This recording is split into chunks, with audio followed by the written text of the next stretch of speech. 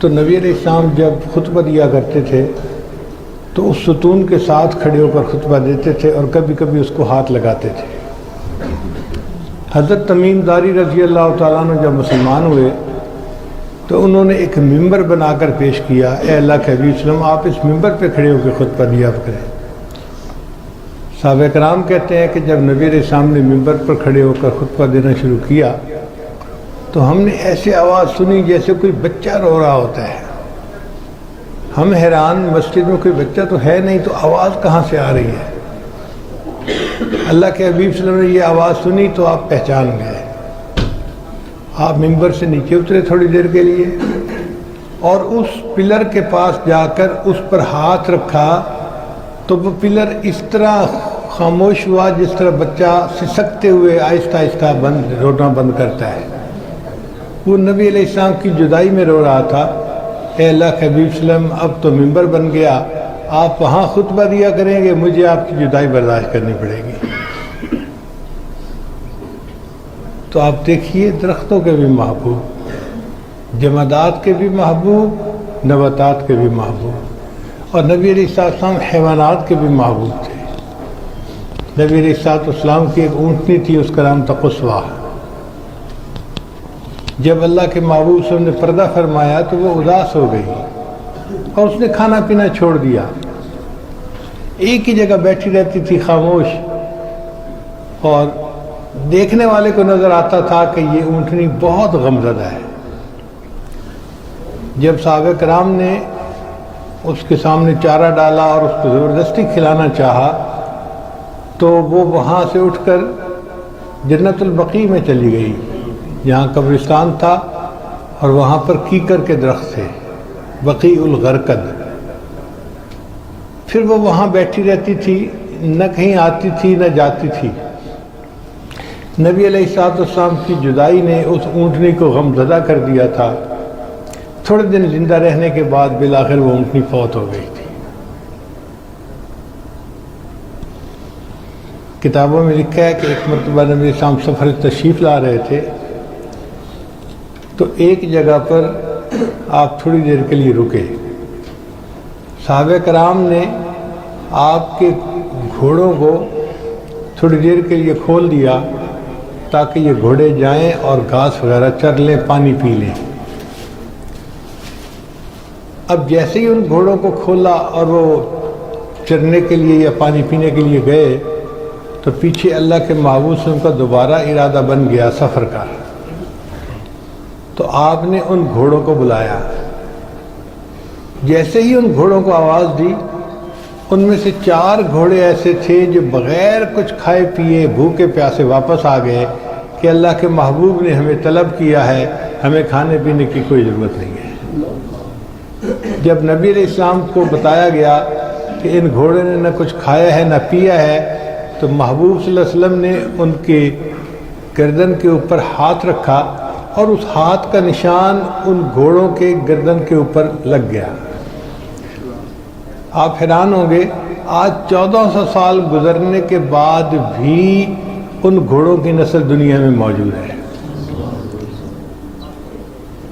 چند دن پہلے ہم لوگ سرگودا گئے تو مجھے کسی نے بتایا کہ جی فوج نے ایک ڈیپو بنایا ہوا ہے گھوڑوں کا، اس کا نام ہے مونا ڈیپو، اور اس میں کوئی 10,000 گھوڑے انہوں نے پالے ہوئے ہیں، اور ان گھوڑوں میں وہ نسل بھی ہے جس کو نبی علیہ السلام نے ہاتھ لگایا تھا، اور نبی علیہ السلام کے انگوٹھے مبارک کا نشان ان کی گردن پر ابھی بھی موجود ہے۔ تو ہمیں شوق ہوا، خیر ہم نے رابطہ کیا، وہاں ایک بریگیڈیئر صاحب تھے، وہ بڑے مہربان تھے، انہوں نے کہا ٹھیک ہے آپ آ جائیں تو میں آپ کو گھوڑا دکھاؤں گا۔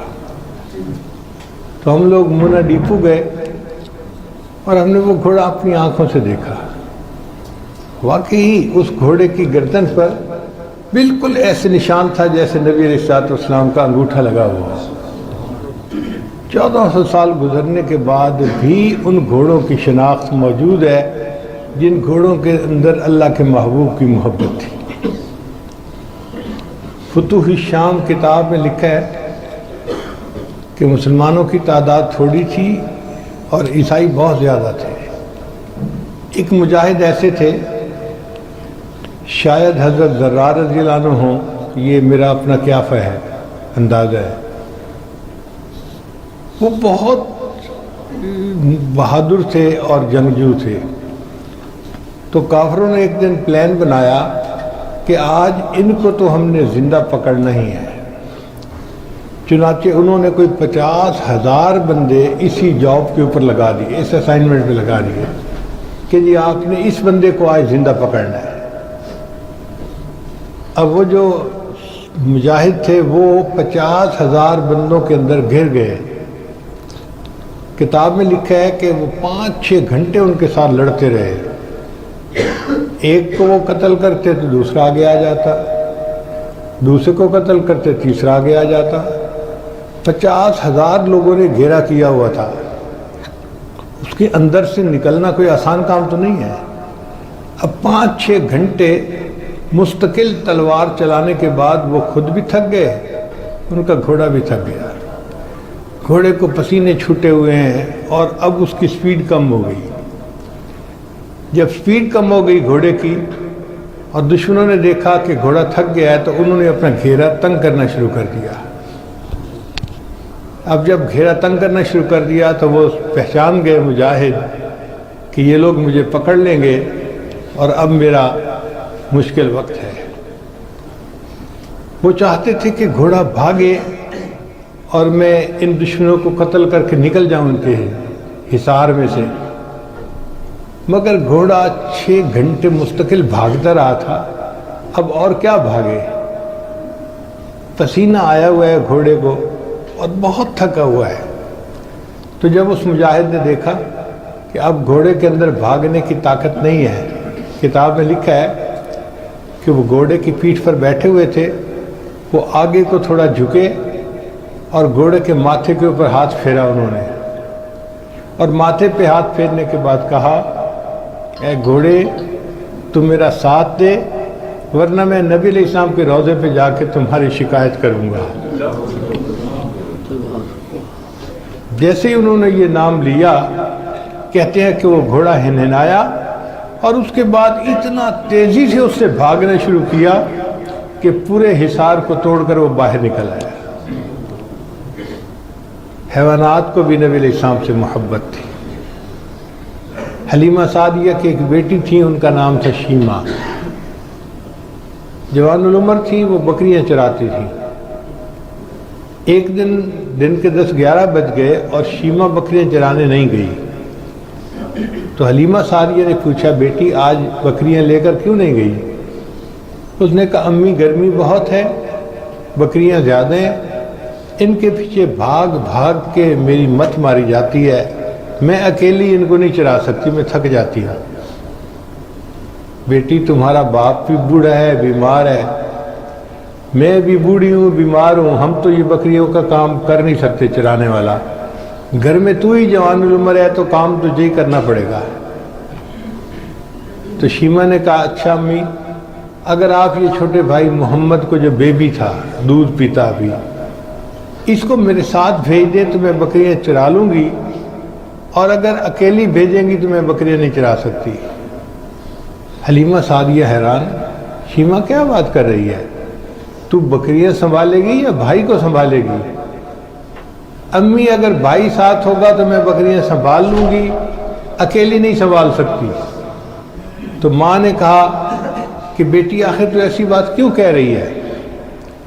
تو شیمہ نے جواب دیا کہ امی ایک دن میں اپنے بھائی کو اپنے ساتھ لے کر گئی تھی، اور اس دن میں نے 3 باتیں بڑی انوکھی دیکھی تھیں۔ پہلی بات کہ میں سارا دن بکریاں چراتی رہی اور ایک بادل نے میرے اوپر سایہ کیے رکھا، مجھے دھوپ میں اس دن چلنا ہی نہیں پڑا۔ اور دوسری بات، ایک راہب راستے میں ملا، اس نے میرے بھائی کو دیکھا اور اس کو بڑا پیار کیا، اب مجھے کہنے لگا کہ تمہارا یہ بھائی بڑے ہو کر بڑی شخصیت بنے گا۔ امی مجھے اس کی تعریف بھی پسند آئی۔ اور تیسری بات امی، جب میں چراگاہ میں بکریوں کو چرانے کے لیے پہنچی تو میں تو بھائی کو گود میں لے کر ایک جگہ بیٹھ گئی اور بکریوں نے گھاس چرنا شروع کر دیا۔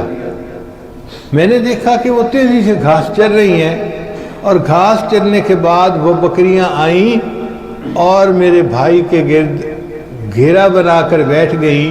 باقی پورا وقت میں بھی اور بکریاں بھی اس بھائی کا چہرہ ہی دیکھتی رہی.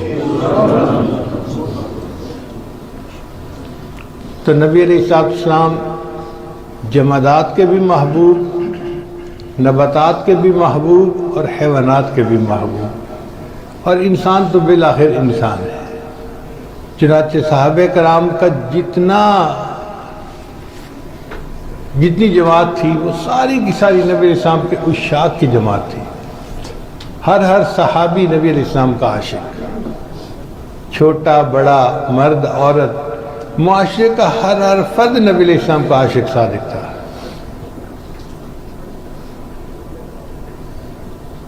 ویکھیا جے یوسف نو انگلیاں کٹیاں، آقا دے دیوانیاں نے جانا وار سٹیاں. عشق دی اخیر ویکھی او دے عاشقین دی، جگ دے حسینہ کولوں ود کے حسین دی. نبی علیہ السلام کے ساتھ صحابہ کرام نے ایسا عشق کیا کہ ایسے عشق کی مثال دنیا میں کہیں ملتی نہیں ہے. ان عاشقوں میں سب سے اعلیٰ نمبر جو لے گئے وہ تھے حضرت ابوبکر صدیق رضی اللہ تعالیٰ عنہ. نبی علیہ السلام نے ایک دن فرمایا، حبب الی من دنیاکم ثلاث، مجھے تمہاری دنیا میں سے 3 چیزیں بہت پسند ہیں. ایک فرمایا کہ مجھے خوشبو بہت پسند ہے، نیک بیوی بہت پسند ہے، اور نماز بہت پسند ہے. مجھے دنیا میں 3 چیزیں بہت پسند ہیں. جب آپ صلی اللہ علیہ وسلم نے 3 چیزیں بتائیں تو ابوبکر صدیق فوراً کھڑے ہو گئے. اے اللہ کے حبیب صلی اللہ علیہ وسلم، مجھے بھی دنیا میں 3 چیزیں بہت پسند ہیں. ابوبکر کون سی؟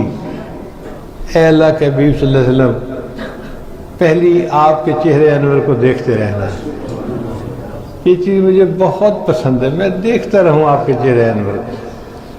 اور دوسری بات، اپنا مال آپ کے اوپر خرچ کرنا.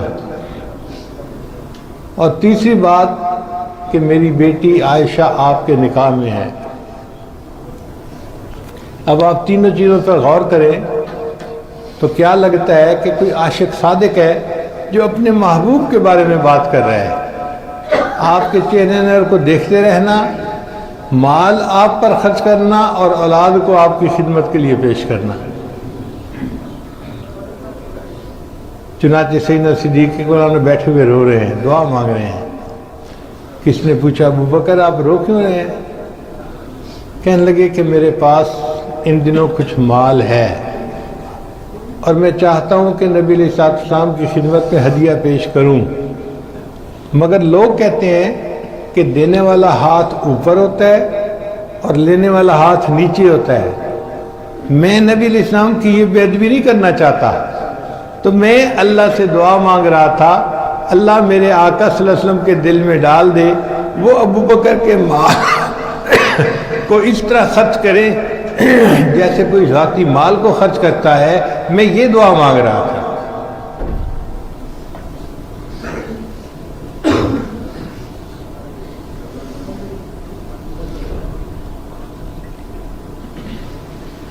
ایک مرتبہ اللہ کے حبیب صلی اللہ علیہ وسلم نے ارشاد فرمایا کہ ہمیں اللہ کے راستے میں نکلنا ہے تو اس کے لیے تم لاؤ. حضرت عمر رضی اللہ عنہ کہتے ہیں کہ میں بڑا خوش ہوا.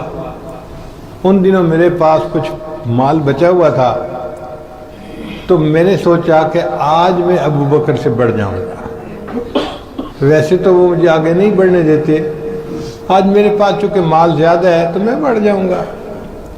چنانچہ میں گھر گیا اور میں نے جا کے اپنے مال کے 2 حصے کیے. آدھا حصہ بیوی بچوں کے لیے رکھ دیا اور آدھا حصہ میں نے لا کے نبی علیہ السلام کی خدمت میں پیش کر دیا.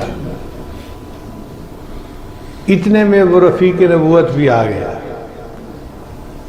نبی علیہ السلام نے پوچھا، ابوبکر کیا لے کے آئے؟ اے اللہ کے نبی صلی اللہ علیہ وسلم، گھر میں جو کچھ تھا سارے کے ساری چیزیں میں نے گٹی میں باندھی اور آپ کی خدمت میں لا کے پیش کر دی.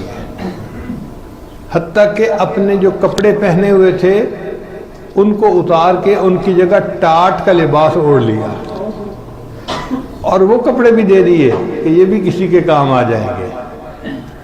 دیوار پہ ہاتھ پھیرا، کوئی سوئی اٹکی ہوئی ہو تو میں وہ بھی پیش کر دوں. اے اللہ کے وسلم، گھر میں جو کچھ تھا میں نے لا کے آپ کے قدموں میں ڈال دیا ہے.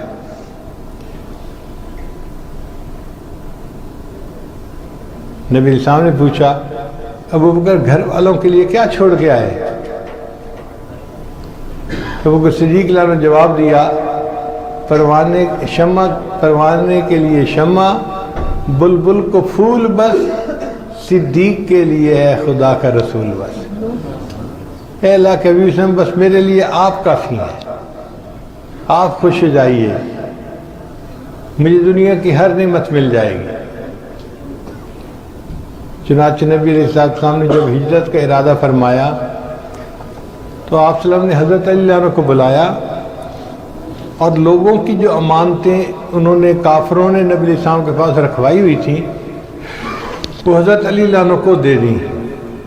علی دن میں یہ امانتیں لوگوں کو واپس کر کے تم بھی مدینہ آ جانا، اور ان کو اپنی چارپائی پہ سلا دیا.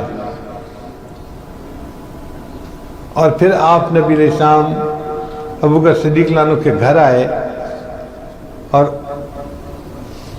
ان کو ملے.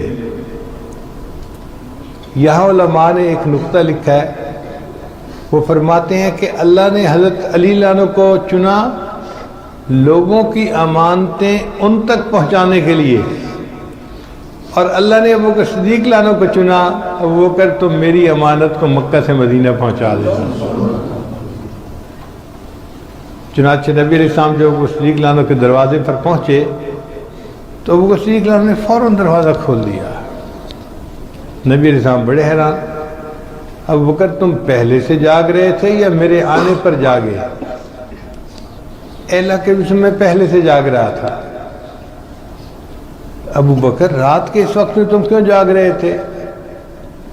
اللہ کے حبیب صلی اللہ علیہ وسلم، مجھے کچھ دنوں سے اندازہ تھا کہ آپ کو ہجرت کا حکم ہوگا، اور یہ بھی توقع تھی کہ جب آپ ہجرت کے لیے تشریف لے جائیں گے تو مجھے خدمت کے لیے قبول فرمائیں گے. جس دن سے یہ خیال آیا ابو بکر نے رات کا سونا چھوڑ دیا، ایسا نہ ہو کہ آپ تشریف لائیں اور دروازہ کھولنے میں دیر لگ جائے. میں رات کو جاگتا ہی رہتا تھا. پھر ابو بکر صدیق عنہ نے گھر کے سارے لوگوں کو خدمت پر لگا دیا. خود نبی علیہ السلام کے ساتھ ہجرت کے سفر پہ چل پڑے. اپنے بیٹے عبد الرحمن سے کہا کہ عبد الرحمن، سارا دن قریش مکہ کی باتیں سننا اور رات کے اندھیرے میں کارگزاری آ کے ہمیں غار میں سنا جانا، تاکہ ہمیں حالات کا پتہ رہے کہ ہو کیا رہا ہے. اپنے غلام کو کہا کہ تم بکریاں چرانے کے بہانے ہمیں غار میں دودھ پلا جانا. اپنی بیوی کو کہا کہ تم کھانا بنا دیا کرنا، اور بیٹی اسماء سے کہا کہ اسماء تم چھوٹی ہو، کوئی شک بھی نہیں کرے گا، تم یہ کھانا ہمیں غار تک پہنچا دینا. خود بھی خدمت میں مصروف ہیں، بیٹا بھی مصروف ہے، بیوی بھی مصروف ہے، غلام بھی مصروف ہے، بیٹی بھی مصروف ہے. پورے گھرانے کو خدمت پر لگا دیا. پھر ساتھ چل پڑے. اللہ کی شان دیکھیں کہ جب غار ثور پر پہنچے تو وہ صدیق عنہ کو خیال آیا ایک غار ہے جس میں پتہ نہیں کوئی داخل بھی کبھی ہوا یا نہیں، اندر کوئی کیڑا نہ ہو جو نقصان پہنچا دے، تو میں پہلے جا کے ذرا دیکھ لوں. عرض کیا اے اللہ کے حبیب صلی اللہ علیہ وسلم، آپ تھوڑی دیر باہر کھڑے ہو، میں غار کے اندر جا کے دیکھ لیتا ہوں. غار کے اندر گئے تو اس میں چند سوراخ تھے، تو ان کو انہوں نے پتھروں سے بند کر دیا. ایک سوراخ جو زمین سے زیادہ اونچا نہیں تھا، جیسے گراؤنڈ لیول سے 1 فٹ اوپر ہوتا ہے، اس کے لیے کوئی پتھر مل نہیں رہا تھا. اور صدیق عنہ کو جلدی بھی تھی کہ نبی علیہ السلام انتظار کر رہے ہیں. تو انہوں نے سوچا کوئی بات نہیں، میں اس طرح بیٹھ جاتا ہوں کہ اپنی ٹانگیں لمبی کر لوں گا اور اس سوراخ کے اوپر میں اپنا پاؤں رکھ دوں گا اور بند کر دوں گا. چنانچہ بیٹھ گئے اور عرض کیا اے اللہ کے حبیب آپ تشریف لائیے. نبی علیہ السلام غار کے اندر داخل ہوئے، غار ثور کے اندر. عرض کیا اے اللہ کے وسلم آپ ساری رات جاگتے رہے ہیں اور اس وقت آپ کافی تھکے ہوئے ہیں اور نیند آ رہی ہے، ابو بکر کی گود حاضر ہے، آپ گود میں سر رکھ کے سو جائیے۔ یہ ابو بکر صدیق رضی اللہ عنہ کی خوش قسمتی دیکھیے کہ اللہ کے محبوب صلی اللہ علیہ وسلم نے ان کی گود میں سر رکھا اور سو گئے۔ اور صدیق اکبر عنہ نبی اسلام کے چہرے انور کو دیکھتے رہے۔ آج دنیا میں عاشق کہتے ہیں اپنے معشوق کے بارے میں کہ ہم ہی ہم ہوں، تیری محفل میں کوئی اور نہ ہو، مگر ان کو یہ مواقع نہیں ملتے۔ اللہ نے سیدنا صدیق اکبر عنہ کو یہ موقع بھی عطا فرمایا۔ 3 دن رات کا وقت ہے، غار ثور کی تنہائی ہے اور کوئی ڈسٹرب کرنے والا نہیں ہے، اور صدیق اکبر عنہ نبی اسلام کے چہرے انور کو دیکھ رہے ہیں۔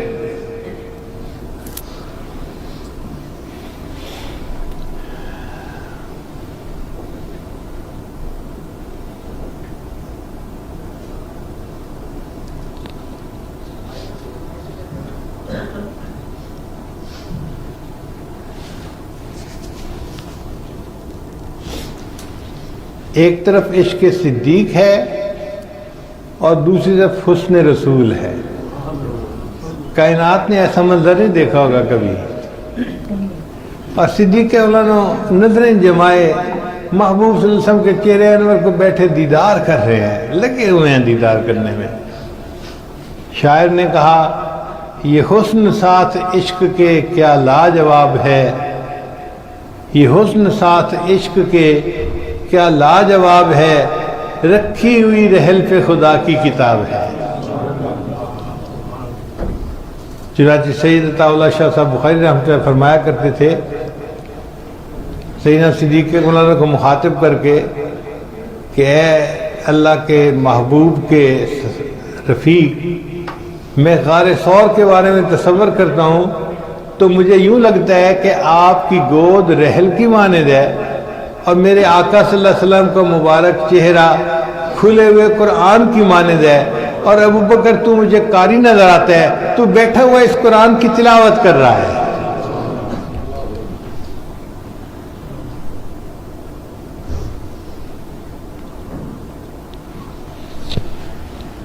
اسی دوران کتابوں میں لکھا ہے کہ ایک چھوٹا سانپ تھا اور وہ اسی سوراخ میں تھا جس میں صدیق اکبر عنہ نے پاؤں رکھا ہوا تھا۔ چنانچہ اس سانپ نے صدیق اکبر عنہ کے پاؤں پہ کاٹا۔ اب شہد کی مکھی کاٹے تکلیف ہوتی ہے، بھیڑ کاٹے تکلیف ہوتی ہے، بچھو کاٹے تکلیف ہوتی ہے، تو سانپ کی بھی تو زہر ہوتی ہے نا۔ جب سانپ نے کاٹا تو تکلیف ہوئی، مگر ابو بکر صدیق نے اپنے پاؤں کو ہلنے نہیں دیا کہ نبی علیہ الصلوۃ والسلام کی نیند میں خلل نہ آ جائے، اور تکلیف کی شدت کی وجہ سے بے اختیار آنکھوں سے آنسو نکل آئے، اور ان میں سے ایک آنسو جو تھا وہ نبی علیہ السلام کے رخسار مبارک کے اوپر آ کر گرا۔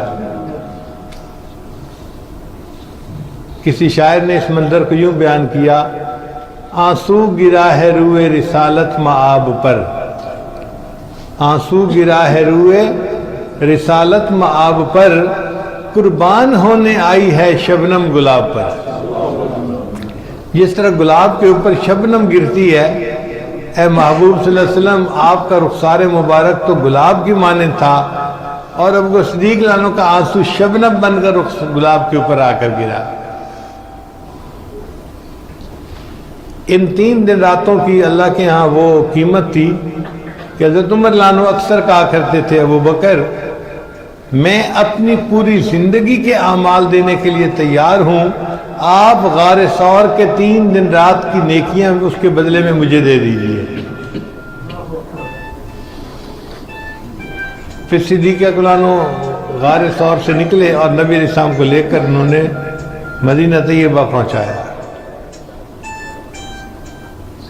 ایک اور عاشق صادق تھے، ان کا نام تھا حضرت بلال رضی اللہ تعالیٰ عنہ۔ رنگ کالا تھا، شکل انوکھی تھی، مگر نبی علیہ الصلوۃ والسلام کی محبت ان کے دل میں بھری ہوئی تھی۔ علامہ اقبال نے اس کے اوپر بڑے خوبصورت اشعار لکھے، فرماتے ہیں ادائے دید سراپا نیاز تھی تیری، کسی کو دیکھتے رہنا نماز تھی تیری. کہ بلال رضی اللہ تعالیٰ عنہ آپ جب بیٹھ کے خاموشی کے ساتھ نبی علیہ السلام کے چہرے کو دیکھتے رہتے تھے، مجھے یوں لگتا ہے کہ آپ نماز عشق ادا کر رہے ہوتے تھے. ادائے دید سراپا نیاز تھی تیری، کسی کو دیکھتے رہنا نماز تھی تیری. اور واقعی بلال عنہ کو نبی علیہ السلام سے بہت محبت تھی. حدیث پاک میں آتا ہے کہ وہ نبی علیہ السلام کی مبارک زندگی میں اذان دیا کرتے تھے. جب اللہ کے حبیب نے پردہ فرما لیا، انہوں نے اذان دینی چھوڑ دی. صحابہ نے پوچھا کہ اذان دینی کیوں چھوڑ دی؟ فرمانے لگے اذان دیتا تھا اور نبی علیہ السلام کا نام نامی اس میں گرامی آتا تھا تو اللہ کے محبوب کی زیارت کیا کرتا تھا. اب اذان دوں گا اور زیارت نہیں کر سکوں گا تو یہ جدائی مجھ سے برداشت نہیں ہوگی.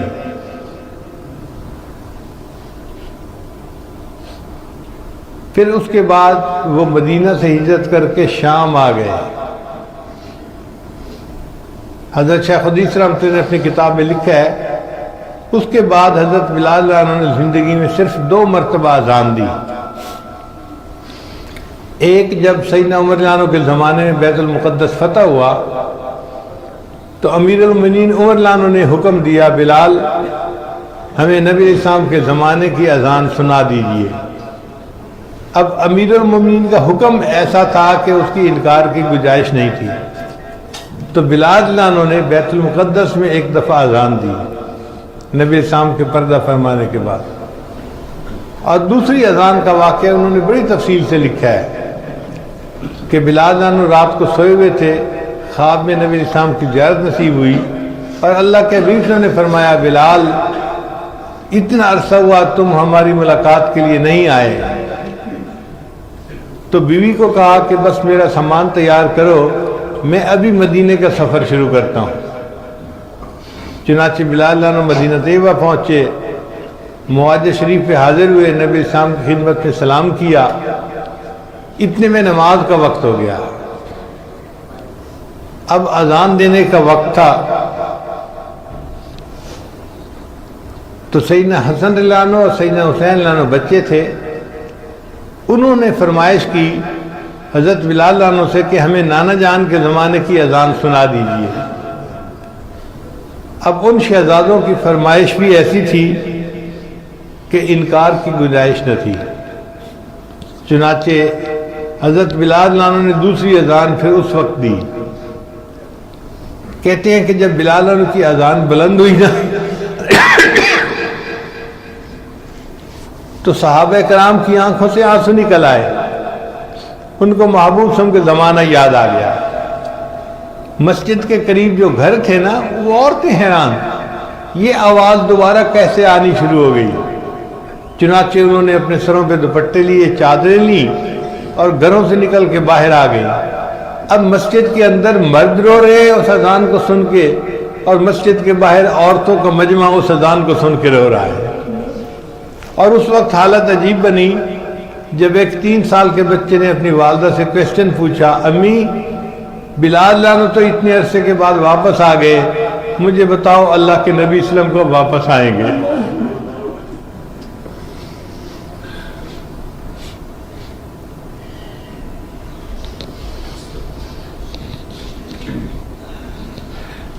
ایک تیسرے عاشق تھے، ان کا نام تھا سیدنا عمر فاروق رضی اللہ تعالیٰ. وہ بھی نبی علیہ السلام کے عاشق صادق تھے. ان کے عشق کا قصہ سن لیجئے. ایک رات مدینہ طیبہ میں وہ رات کو گلیوں میں چکر لگا رہے تھے یہ دیکھنے کے لیے کہ کون کس حال میں ہے. ایک دروازے کے قریب پہنچے تو انہیں محسوس ہوا کہ اندر سے کوئی شعر پڑھ رہا ہے، اس کی آواز آ رہی ہے. ذرا غور کیا تو پتہ چلا کہ ایک بوڑھی عورت ہے جو اشعار پڑھ رہی ہے. اس بوڑھی عورت نے نبی علیہ السلام کی محبت میں کچھ اشعار لکھے تھے اور وہ تہجد کے وقت میں بیٹھی ہوئی وہ محبت بھرے اشعار پڑھ رہی تھی. حضرت مولانا نے جب وہ اشعار سنے تو دل تڑپ گیا. اس عورت کا دروازہ کھٹکھٹایا. عورت نے پوچھا کہ کس نے دروازہ کھٹکھٹایا؟ جواب میں فرمایا کہ امیر المومنین عمر بن الخطاب.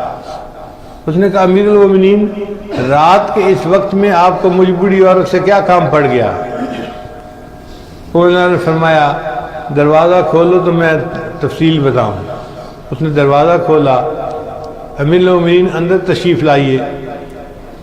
عمر اللہ عنہ اندر داخل ہوئے اور زمین کے اوپر بیٹھ گئے. اس بوڑھی عورت نے کہا امیر المومنین آپ چارپائی پر بیٹھے. تو عمر اللہ عنہ نے جواب دیا کہ میں ایک فریاد لے کے آیا ہوں، اگر اس کو پورا کر دو گی تو میں چارپائی پہ بیٹھ جاؤں گا، ورنہ میں زمین پہ بیٹھا ہوں. بوڑھی عورت نے پوچھا امیر المومنین کیا فریاد لائے ہیں؟ تو فرمایا کہ ابھی تم نے نبی علیہ السلام کی محبت میں اشعار پڑھے ہیں، وہ میں نے سنے ہیں، اور ان کا جو آخری شعر تھا نا وہ یہ تھا کہ اے اللہ جنت میں مجھے اپنے محبوب کے ساتھ اکٹھا کر دینا. میں یہ فریاد لے کے آیا ہوں کہ اپنے اس آخری شعر میں تھوڑی سی ترمیم کر دو، رد و بدل کر دو، اور اس کو یوں بنا دو اے اللہ مجھے اور عمر بن الخطاب کو جنت میں اکٹھا کر دیا. کتنی محبت تھی حضرت عمر لانو.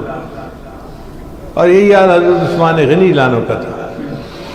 سیدنا عثمان غنی لانو نے ایک مرتبہ نبی علیہ السلام کو اپنے گھر کھانے کی دعوت دی. جب لینے کے لیے آئے تو عثمان غنی لانو نبی علیہ السلام کے قدم مبارک کو ہی دیکھتے جا رہے ہیں. باقی سارے صحابہ حیران، آج عثمان کو کیا ہوا کہ وہ قدموں کی طرف ہی دیکھتا جا رہا ہے. کسی نے نبی علیہ السلام کو بتا دیا. تو اللہ کے حبیب سے نے پوچھا عثمان کیا تم سارا راستہ میرے قدموں کی طرف دیکھتے رہے؟ اے اللہ کے حبیب سے جی میں آپ کے قدموں کو ہی دیکھتا رہا. عثمان وجہ کیا تھی؟ عثمان اللہ نے جواب دیا اے اللہ کے حبیب سے آج میرے گھر میں وہ ہستی مہمان آئی ہے کہ میں نے ارادہ کیا تھا آپ اپنے گھر سے چل کر میرے گھر تک جتنے قدم اٹھا کر آئیں گے میں اتنے غلام شکریہ کے طور پہ اللہ کے راستے میں آزاد کر دوں گا.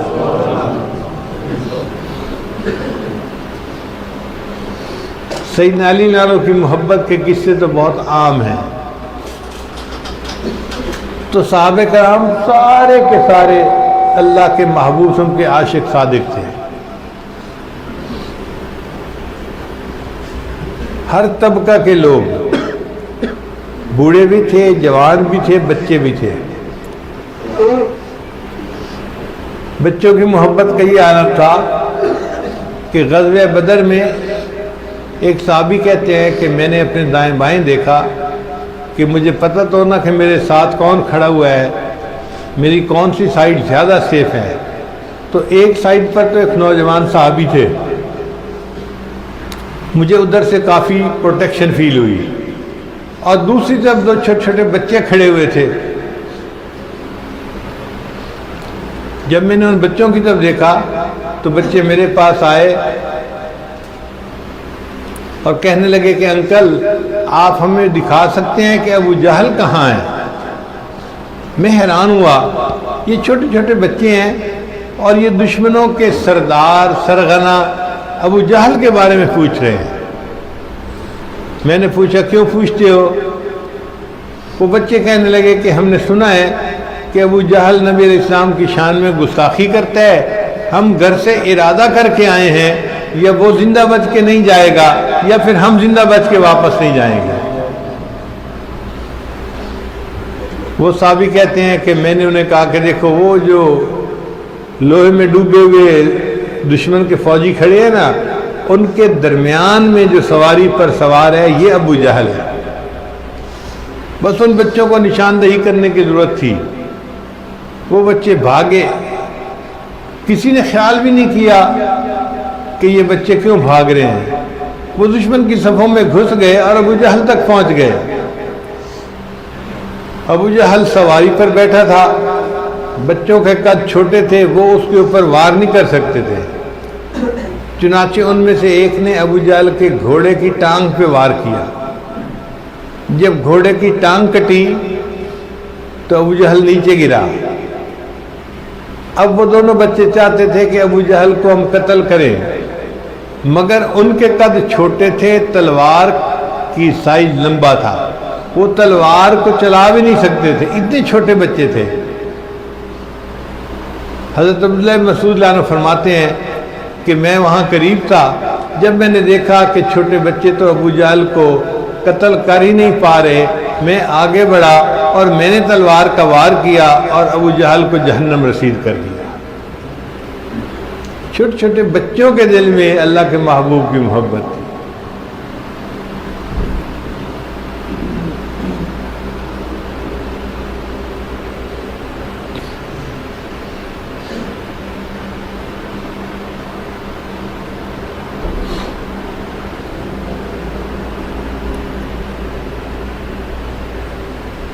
عورتوں کے دل میں بھی نبی علیہ السلام کی محبت رچی ہوئی تھی۔ چنانچہ ایک انصاری عورت کا واقعہ ہے کہ ان کو جنگ احد میں اطلاع ملی کہ نبی علیہ السلام شہید ہو گئے۔ وہ کہنے لگی کہ جب تک میں خود اس خبر کی تصدیق نہیں کروں گی میں نہیں مانوں گی۔ چنانچہ انہوں نے اپنا اونٹ نکالا، اس پہ سوار ہوئیں اور احد پہاڑ کی طرف چل پڑی۔ میدان جنگ کے قریب پہنچی تو ایک صحابی سے ملاقات ہوئی۔ انہوں نے پوچھا، اس عورت نے پوچھا، ما بال محمد، محمد صلی اللہ علیہ وسلم کس حال میں ہیں؟ ان کا مجھے تو پتہ نہیں، البتہ میں نے تیرے خامند کو دیکھا فلاں جگہ شہید ہوا پڑا ہے۔ اب جس جوان عورت کو بتایا جائے کہ تیرا خامند فوت ہو گیا، اس پر کتنا صدمہ ہوتا ہے، مگر وہ عورت ٹس سے مس نہیں ہوئی، آگے بڑھی۔ ایسے لگتا ہے کہ اس کی قیمتی متاع کوئی اور تھی۔ ایک اور صحابی سے پوچھا، ما بال محمد، محمد صلی اللہ علیہ وسلم کا کیا حال ہے؟ ان کا میں نے دیکھا کہ تمہارا جوان بیٹا فلاں جگہ شہید ہوا پڑا ہے۔ اب جس ماں کو بتایا جائے کہ تمہارا جوان بیٹا فوت ہو گیا، اس کے دل پہ کیا گزرتی ہے، مامتا اس کو کیا جو ہے نا وہ احساس دلاتی ہے، مگر وہ عورت پہ بھی ٹس سے مس نہیں ہوئی، آگے بڑھی۔ پھر ایک اور صحابی سے پوچھا، انہوں نے کہا کہ میں نے تیرے بھائی کو دیکھا فلاں جگہ شہید ہوا پڑا تھا۔ وہ عورت پھر بھی ٹس سے مس نہیں ہوئی، آگے بڑھ کے ایک اور صحابی سے پوچھا، ما بال محمد، محمد صلی اللہ علیہ وسلم کا کیا حال ہے؟ اس نے کہا کہ نبی علیہ السلام تو فلاں جگہ چٹان کے اوپر تشریف فرما ہے۔ وہ عورت وہاں گئی، وہ اپنے اونٹ سے نیچے اتری اور نبی علیہ السلام کی جو چادر تھی نا اس کے کنارے کو پکڑ کے کپڑے کو کہنے لگی، کل مصیبت بعد محمد جلل، محمد صلی اللہ علیہ وسلم کو دیکھنے کے بعد میرے لیے سب مصیبتوں کو برداشت کرنا آسان کام ہے۔ کتنی نبی علیہ السلام سے محبت ہوگی اس کو۔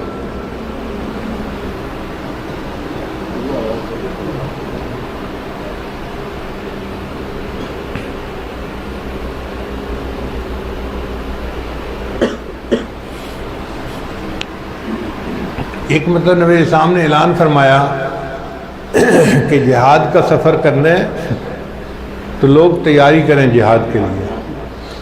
اب مدینہ کے ہر گھر میں جہاد کے لیے تیاری ہو رہی ہے۔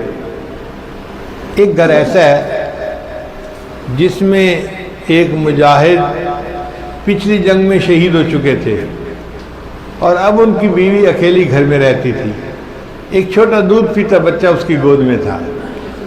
وہ بچے کو گود میں لے کے بیٹھی ہے اور اپنے خامند کو یاد کر کے رو رہی ہے، آج میرا خامند زندہ ہوتا، میں اسے تیار کر کے نبی علیہ السلام کی خدمت میں بھیجتی، میں آج اس نعمت سے محروم ہوں۔ خوب روئی، جب تھک گئی رو رو کے تو اپنے بچے کو اٹھایا، چھوٹے معصوم بچے کو، اور مسجد نبی میں آ گئی۔ حدیث پاک میں آتا ہے کہ نبی علیہ السلام مسجد میں تشریف فرما تھے، وہ عورت آئی اور اس نے اپنے چھوٹے دودھ پیتے بچے کو نبی علیہ السلام کی گود میں ڈال دیا۔ اے اللہ کے حبیب صلی اللہ علیہ وسلم، میرے اس بچے کو جہاد کے لیے قبول کر لیجئے۔ نبی علیہ السلام حیران، پوچھا اس عورت سے، یہ چھوٹا بچہ جہاد کیسے کر سکتا ہے؟ اس عورت نے جواب دیا، اے اللہ کے حبیب صلی اللہ علیہ وسلم، جس مجاہد کے پاس ڈھال نہ ہو آپ میرا بچہ اس کو پکڑا دیں جب دشمن تیروں کی بارش برسائے گا تو یہ میرا چھوٹا بچہ دشمن کے تیروں کو روکنے کے کام آ جائے گا۔ آج بچے کو کانٹا چبھے ماں کا دل جو ہے تکلیف محسوس کرتا ہے۔ یہ عورت اپنے دودھ پیتے بچے کو پیش کر رہی ہے کہ یہ دشمن کے تیروں کو روکنے کے کام آ جائے گا۔